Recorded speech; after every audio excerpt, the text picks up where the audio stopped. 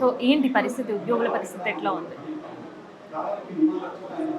ఈ రాష్ట్ర ప్రభుత్వం వచ్చి కాంగ్రెస్ ప్రభుత్వం ఏర్పడి 18 నెలలైనా ఇన్ని రోజులు మా ఉద్యోగ ఉపాధ్యాయ కార్మికులు పెన్షనర్లు అందరూ వేచి చూసి వారు 18 నెలలైనా కానీ ఈ మధ్యనే ముఖ్యమంత్రి గారు మీరు నన్ను కాల్చుక తింటారా కోసుక తింటారా అని వారు మాట్లాడడం చాలా దౌర్భాగ్యమని ఈ సందర్భంగా తెలియజేస్తూ వారికి ఇప్పుడు మేము ఊరుకుంటే ఇన్ని రోజులు ఓపిక పట్టినాం, ఇంకా ఓపిక పట్టే పరిస్థితుల్లో మా ఉద్యోగోపాధ్యాయులు లేరు. దాదాపుగా గత ఏప్రిల్ నుండి ఇప్పటి వరకు 10,000 మంది రిటైర్ అయ్యారు.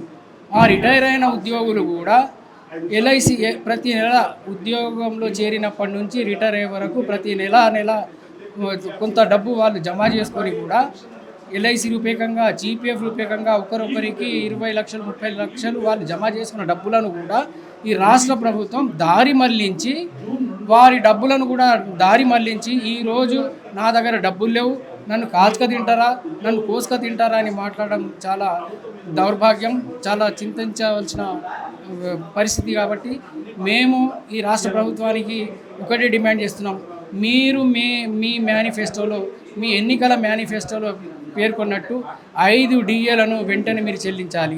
పిఆర్సీ నివేదిక దాదాపుగా 2 సంవత్సరాల నుంచి పెండింగ్లో ఉంది. మేము ఈ రాష్ట్ర ప్రభుత్వానికి ఒకటి అడుగుతున్నాం, మీకు ఒకవేళ పిఆర్సీ నివేదిక రావడానికి ఆలస్యమైతే మీరు వెంటనే ఈ 2 జూన్ రోజు కనీసం మాకు ఇంటరిమ్ రిలీఫ్ అయినా, గత ప్రభుత్వం కేసీఆర్ గారు 5% ఐఆర్ ఇచ్చారు పిఆర్సీ ప్రకటించగానే, మీరు ఒకవేళ ఆలస్యం అయితే మాకు ఈ జూన్ 2 నుండి కనీసం 20% ఐఆర్ ప్రకటించాలని ఈ సందర్భంగా ఈ రాష్ట్ర ప్రభుత్వాన్ని డిమాండ్ చేస్తుంది. సో ఒక పక్క ఉద్యోగులు పడుతున్న కష్టాలు అందరూ చూస్తూనే ఉంటారు, కానీ ఇంకోవైపు ఖజానా ఖాళీ, నేను ఏం చేయలేనని చేతులు ఎత్తేసిన పరిస్థితి ముఖ్యమంత్రి. మరి ఏం చేయబోతున్నారన్న? ఏది ఏమైనప్పటికీ ఎస్పెషల్లీ ప్రభుత్వ ఉద్యోగస్తుల కంటే కూడా పెన్షనర్లు చాలా ఇబ్బంది పడుతున్నారు. ముఖ్యంగా రిటైర్ అయినటువంటి ఎంప్లాయీస్కి ₹1 కూడా ఇవ్వటం లేదు. సుమారుగా 40 సంవత్సరాలు సర్వీస్ చేసిన తర్వాత లక్షల రూపాయల డబ్బులు రాకుండా అనేక రకాల ఇబ్బందులు పడుతున్నారు. ఆ ఇబ్బందులు కాకుండా మీరు మీ డబ్బులు ప్రభుత్వానికి డబ్బులు ఇవ్వటం ఏంటి నాకు తెలియకూడతా, ఇన్ని రకాల వనరులు ఉన్నాయి, ఆ వనరులు సంపాదించుకొని అందరికీ ఇవ్వాల్సిందిగా అందరికీ ఎలా తీస్తున్నారో అట్లే ప్రభుత్వ ఉద్యోగులు కూడా ఇవ్వండి. రిటైర్ వాళ్ళకి రిక్వెస్ట్ చేస్తున్నాం. ఇప్పుడు ముఖ్యంగా రాష్ట్ర పాత జేఈసీలోని లీడర్లందరూ కూడా ఈ కార్యక్రమాన్ని చేపట్టడం జరిగింది. ఏది ఏమైనా ముఖ్యమంత్రి గారిని జూన్ 2 లోపల ఇవ్వమని అడుగుతున్నాము, డెఫినెట్గా ఇవ్వాల్సిందిగా కోరుతున్నాము. సో మరి జూన్ 2 డెడ్ లైన్ పెట్టారు. ఆ డెడ్లైన్ తర్వాత డెడ్లైన్ ఏం కాదు, రిక్వెస్ట్ చేస్తున్నాము. ఆ డెడ్లైన్ 2వ తారీఖు తర్వాత అందరం మనలా కూర్చొని ఈ డబ్బులు పెన్షన్ డబ్బులు అయితే ఉద్యోగస్తులు రావాల్సిన డబ్బులు ఎలా రావాలా ఎట్లా రాబట్టాలని చెప్పి మళ్ళీ రాష్ట్ర ప్రభుత్వాన్ని ఏ విధంగా మాట్లాడి ఆ తర్వాత విషయం తెలియజేస్తాం. ఒక్కొక్క ఉద్యోగి దాదాపు ఎంత డబ్బులు ప్రభుత్వం నుంచి వచ్చేది? రిటైర్డ్ అయిన ఎంప్లాయ్కి సుమారుగా 30 నుంచి 40 లక్షల రూపాయలు రావాల్సి ఉంటుంది, అది రాలేదు. అలానే సిఎల్స్ ఈఎల్స్ పెట్టుకున్న డబ్బులు వాళ్ళకు కూడా 6 నెలలు కూడా రావట్లేదు. డబ్బులు మా డబ్బులు మాకు రాబట్టకుండా 6 నెలలు 7 నెలలు పెట్టి చాలా ఇబ్బంది పడుతున్నారు ప్రభుత్వం, కానీ ఆ ఇప్పించమని కోరుతున్నాం. Thank you. చెప్పే నీ పేరేంది? నా పేరు బెల్లం ఐలయ్య. శ్రీరాంపూర్ ఎస్ఆర్సీక 30 ఏళ్ళు చేసి గోల్డెన్ సెకండ్ పెట్టిన చంద్రబాబు నాయుడు వ్యయంలో గోల్డెన్ సెకండ్ పెట్టి దిగిపోయినా.